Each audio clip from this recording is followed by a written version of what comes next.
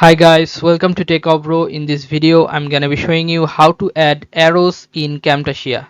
So firstly, you have to click on this annotations, this option, and then you'll find this one first, and you can find the arrow sign.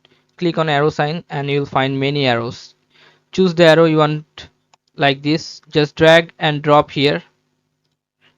And if you want to make it large, you can do this with the mouse. You can change it like this, and if you want to if you want to add another arrow, you can drag and drop here, and you can use the arrow according to your need. You can extend it, okay, and you can make it small too. So this is how you can do this, guys. If you find this video helpful, then please give a thumbs up and don't forget to subscribe the channel. Thank you so much for watching the video.